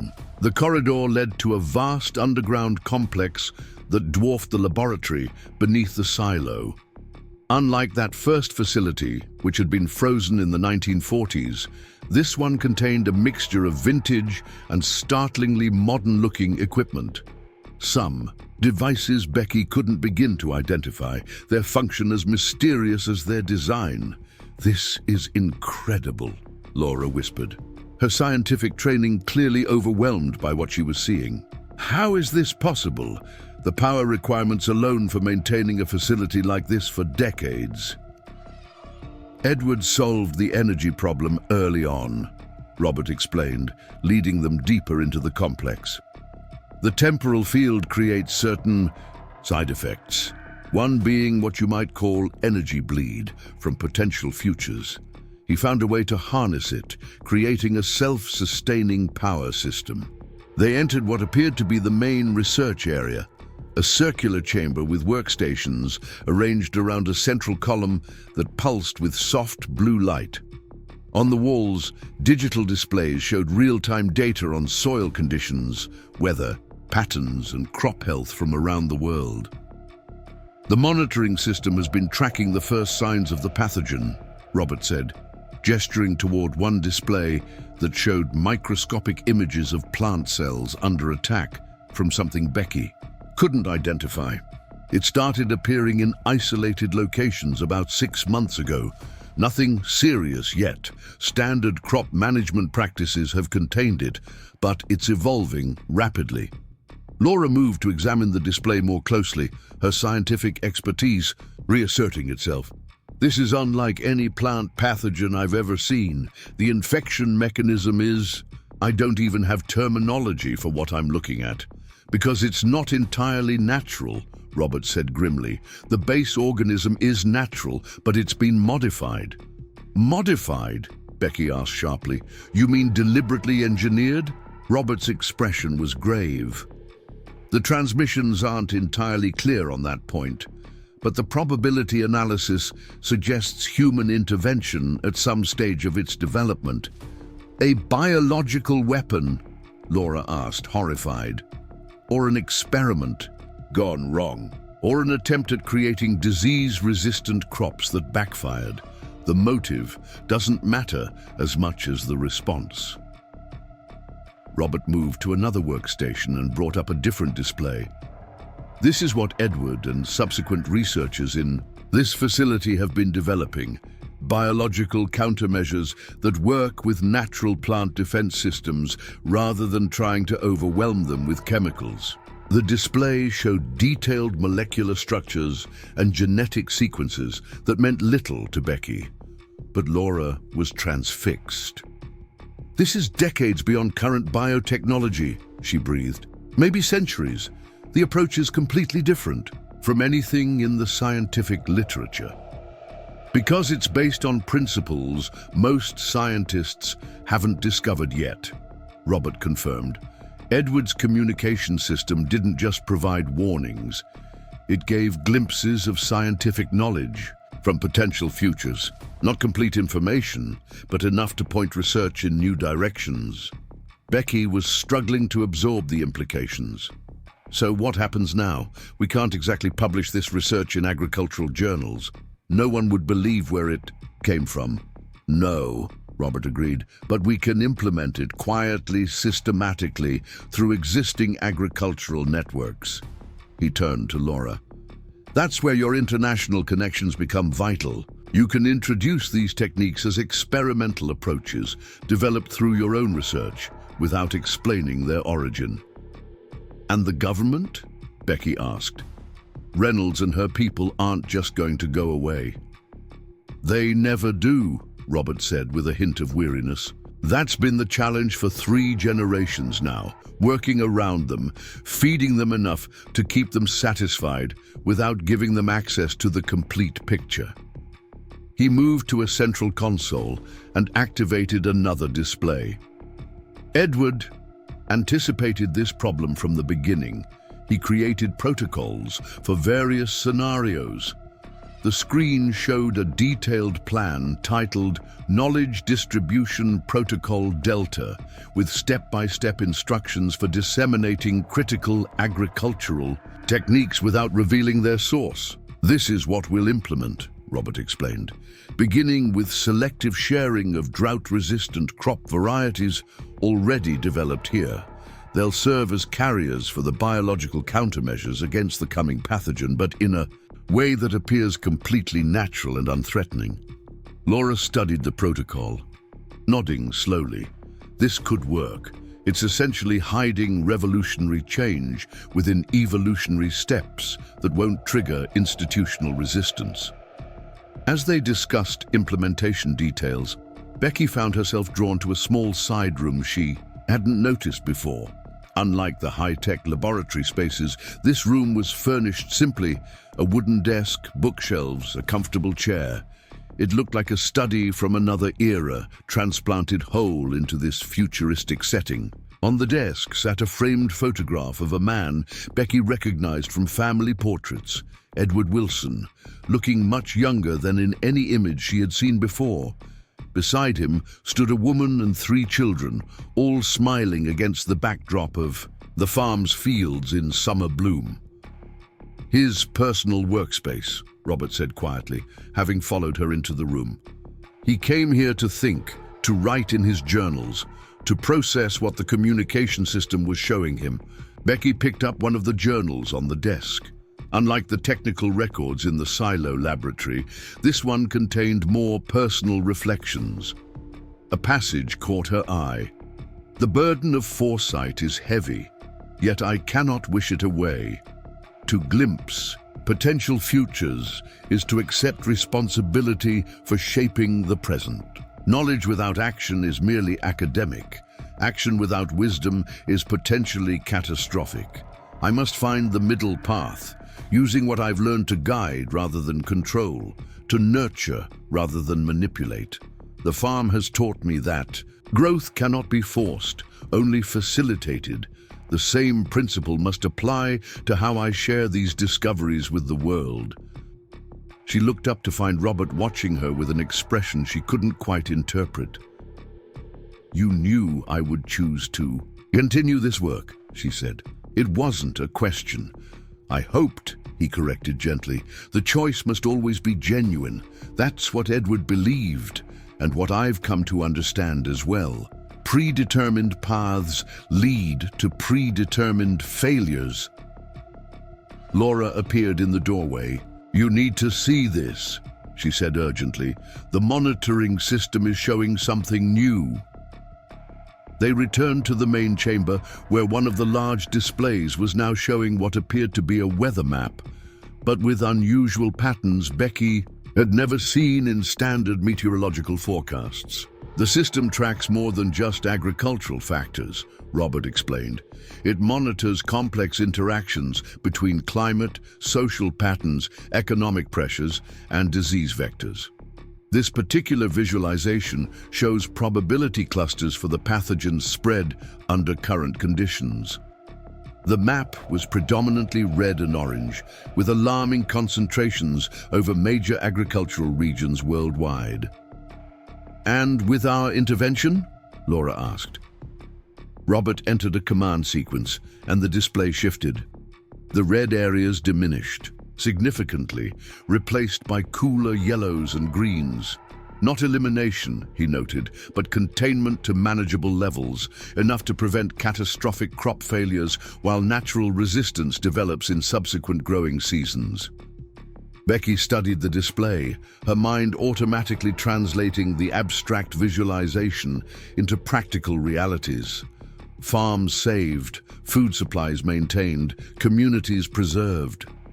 For the first time since the silo collapsed and pulled her into this extraordinary situation, she felt something beyond confusion and resistance. She felt purpose. "We should start with our own fields," she said, the farm manager in her asserting itself. "Implement the complete protocol on Wilson land first, monitor the results, then gradually expand through neighboring farms. People around. You trust empirical evidence more than theory. If they see it working on our land, they'll be more willing to adopt the practices themselves." Robert smiled approvingly. Edward said almost exactly the same thing in 1945, when he was planning the first limited implementation of his techniques. A subtle chime sounded from somewhere in the complex. Robert glanced at his watch with a frown. "Our time is running short. The temporal field can only remain synchronized with external time for about 3 hours during each alignment window." So we have to leave soon?" Laura asked. "You and Becky do," Robert confirmed. "I'll be staying here." "Staying?" Becky echoed in surprise. "For how long?" "Permanently," he said simply. "My role in the external world is complete. Someone needs to maintain this facility until the next generation is ready to take over, and I'm the logical choice. At my age, I can disappear without creating too many complications. But what about Reynolds and her people? They'll search for you. Let them search, Robert said with a slight smile. They've been looking for me off and on for decades. This facility exists partially outside normal temporal flow. It's undetectable by conventional means.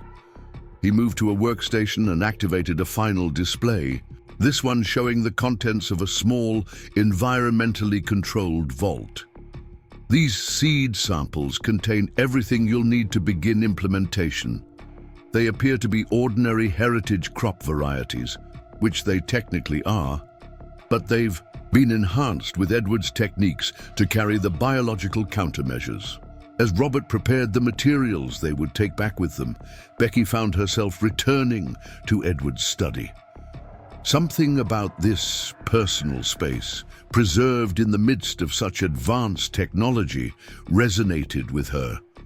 It represented the human element in all this scientific marvel, the connection to family, to the land, to the fundamental work of growing food to sustain life. One journal entry in particular caught her attention.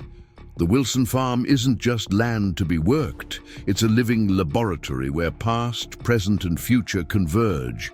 Each season brings new challenges, but also continuity with all that came before.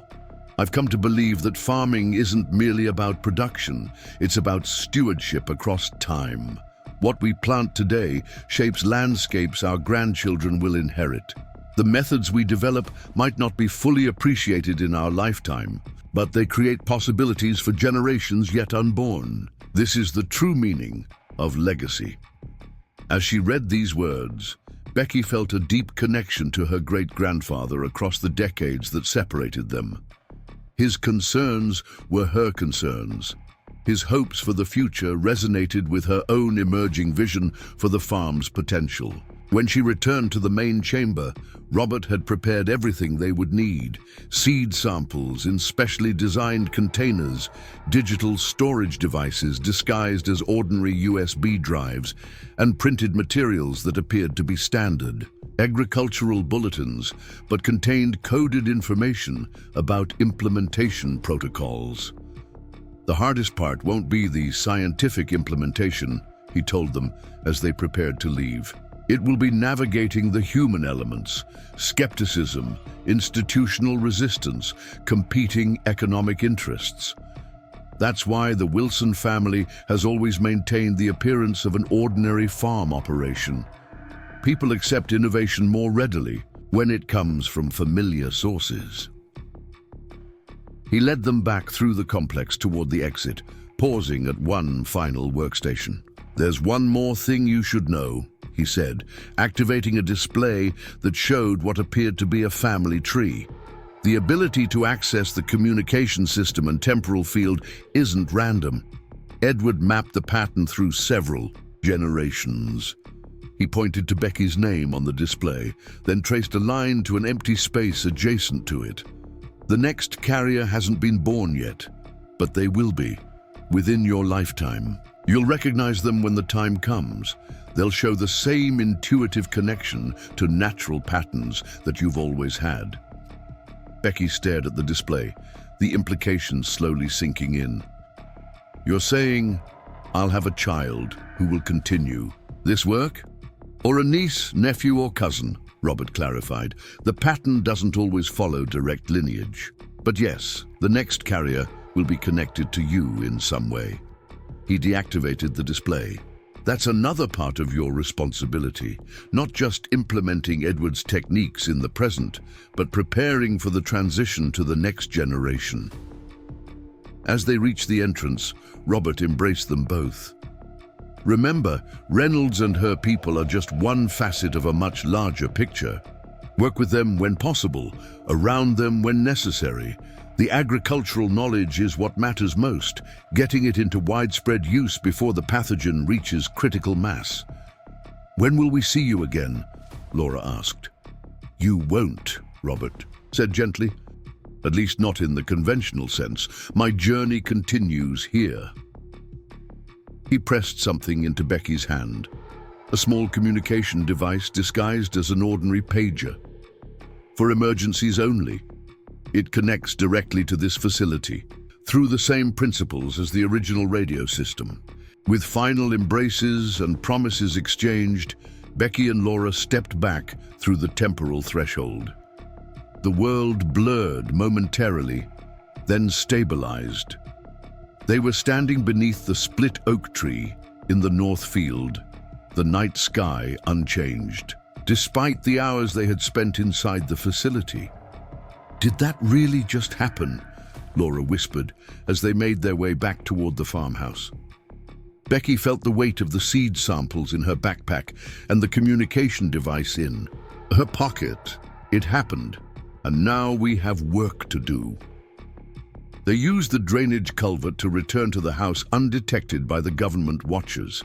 As Becky had expected, Reynolds and a small team were waiting on the porch, alerted by surveillance that the house had been empty. "Where is Dr. Wilson?" Reynolds demanded as soon as they appeared. "My uncle needed some air," Laura replied smoothly. At his age, sitting still for hours of questioning could be difficult. "We went for a walk around the property." Reynolds clearly didn't believe this, but had no immediate way to disprove it. "And where is he now?" "He decided to stay by the old oak tree for a while," Becky said, not technically lying. "He said he wanted to watch the stars, family tradition apparently." The government team immediately dispatched agents to the North Field. Becky knew they would find nothing. No trace of Robert, no entrance to any hidden facility, just an ancient oak tree, split by lightning decades ago, standing sentinel over fields that had been in her family for generations. In the days that followed, the government's search for Robert Wilson intensified, then gradually subsided as no trail could be found. Reynolds remained convinced that the family was hiding something beyond what had been discovered in the silo laboratory. But without evidence, she could only maintain general surveillance while negotiations continued regarding the agricultural research. Becky used this period to begin the first phase of Edward's protocol, introducing the enhanced seed varieties in test plots across the Wilson farm. Laura, leveraging her professional connections, arranged for parallel testing at research stations in 3 different countries, creating multiple vectors for the protective biological factors to enter the global agricultural system. 2 months after the silo's collapse, Becky stood in her fields at sunset, examining the emerging plants that represented the first visible implementation of her great-grandfather's hidden research. They looked like ordinary corn, soybeans, and wheat, indistinguishable from crops on neighboring farms. But beneath the surface, at cellular and microbiological levels, they carried protections that might ultimately save millions from hunger. The government continued its monitoring, with Mark now openly acknowledging his oversight role, making regular visits to check on their progress. His relationship with the family remained complicated. The betrayal of trust balanced against his genuine personal connections formed over years. "They're still looking for your great-uncle," he told Becky during one such visit. "Reynolds is convinced he holds the key to technologies beyond what was found in the silo laboratory." "She's welcome to keep looking," Becky replied carefully, "adjusting an irrigation line. But my focus is here, on making this farm viable and implementing sustainable practices that work with natural systems rather than against them." Mark studied her for a moment. "You've changed since the silo collapsed. There's a certainty in you that wasn't there before." Becky thought about everything she had learned, about her family's legacy, about Edward's vision, about her own role in continuing work that spanned generations. "I've found my purpose," she said simply. "Not the one I expected when I came back to take over the farm after Dad's stroke, but the right one nonetheless."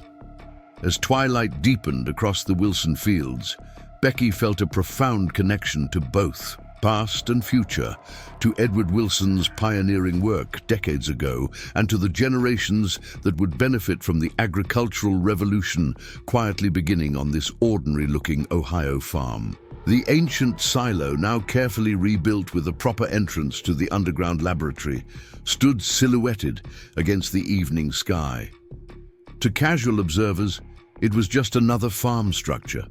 To Becky, it represented the visible portion of a much larger legacy, one that extended through hidden passages, temporal anomalies, and generations of Wilson's stewardship into humanity's very future. She placed her hand on the soil, feeling its vitality beneath her fingers. Edward had written that farming wasn't merely about production, but about stewardship across time. Standing in fields that bridged past innovations and future necessities, Becky finally understood the full meaning of that legacy and her own place within it. Up next, you've got two more standout stories right on your screen. If this one hit the mark, you won't want to pass these up. Just click and check them out.